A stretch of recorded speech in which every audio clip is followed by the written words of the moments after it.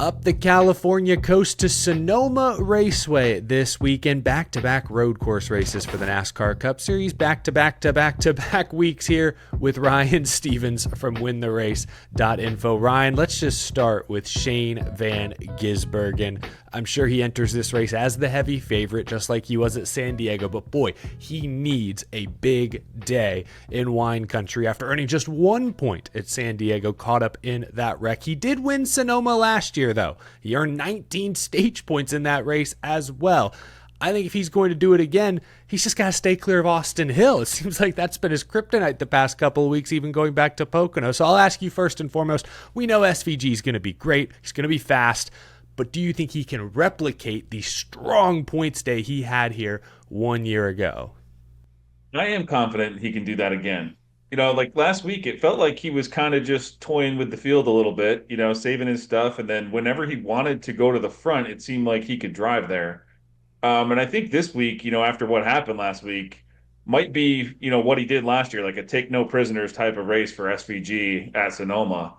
Get out front, get as much of a gap to the field as you can, so then you can just run the race whatever way you want to run the race.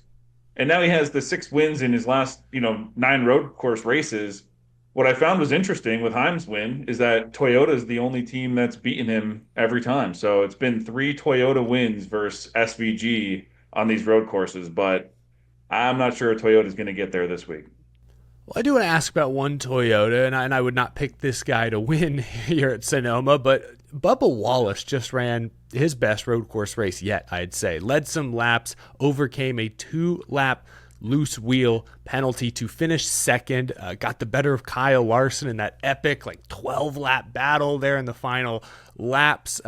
If you look at his recent road course results, he was 11th at COTA in the spring. Last year, he had a top 10 at Watkins Glen.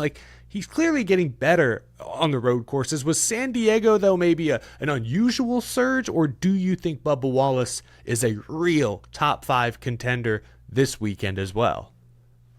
I can't deny, the great run he just had. I didn't see it coming, but 23-11, I mean, what an incredible season they're having. They have speed everywhere now, and everywhere meaning, San Diego approves it. That's just what they're doing. What's hard to believe though is that he could come here in top 5 or even top 10 at a place where his average running position's been in the 20s in every Gen 7 race at Sonoma. With his best finish being 17th in that time frame, he does have a career best finish of 14th here. That was his first run with 2311 in 2021.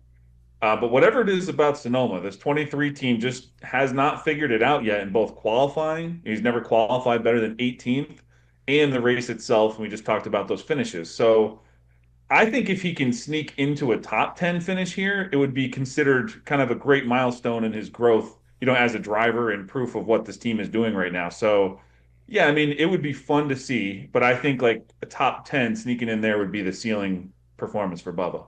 Yeah, Sonoma perhaps not his strongest road course. Ford was another kind of group of drivers that jumped off the page to me, jumped off the track at Naval Base Coronado. Ryan Preece earned 19 stage points, finished 11th. Ryan Blaney earned 16 stage points and finished inside the top 10. Zane Smith, Chris Buescher there in the top 10, top 5 as well.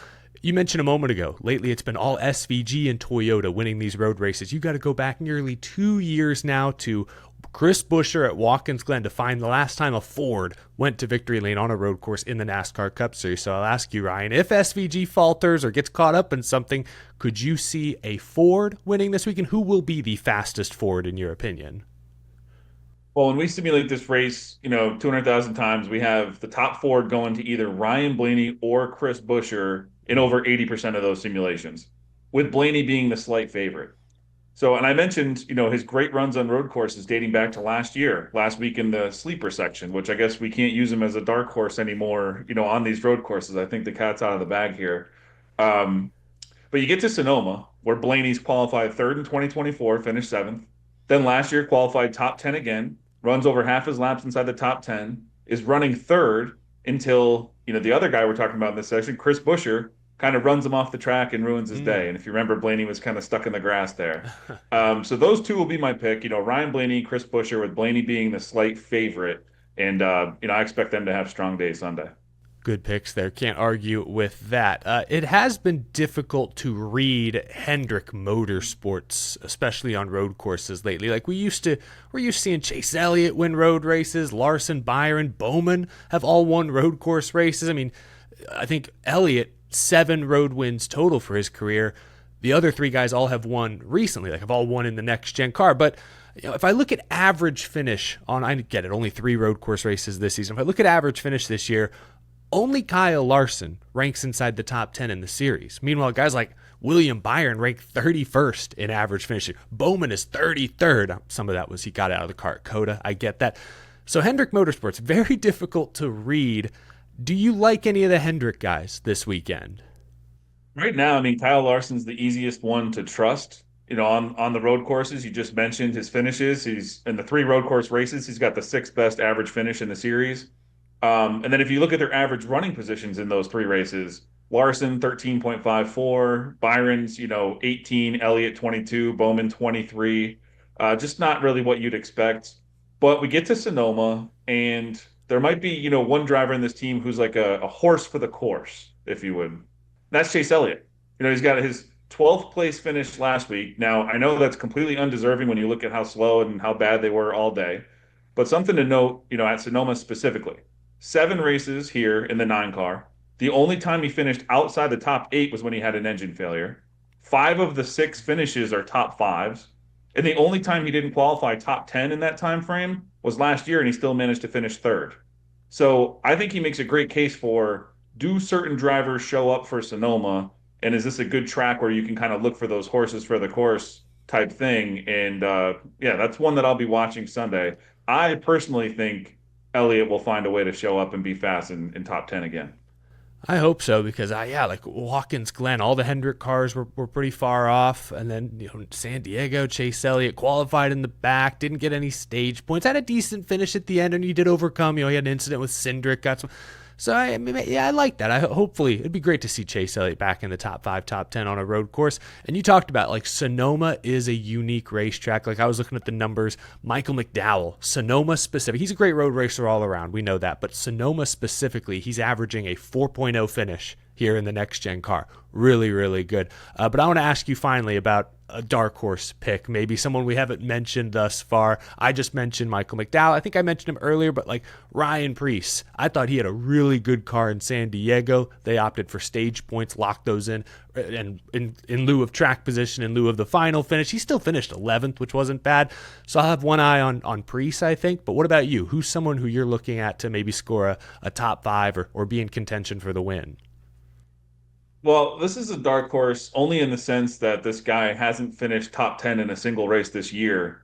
And I'll just go with Connor Zilic finally, getting a finish here. And not only to finish top 10, but I think a top 3 is certainly on the table for him. Even, running, SVG won him too.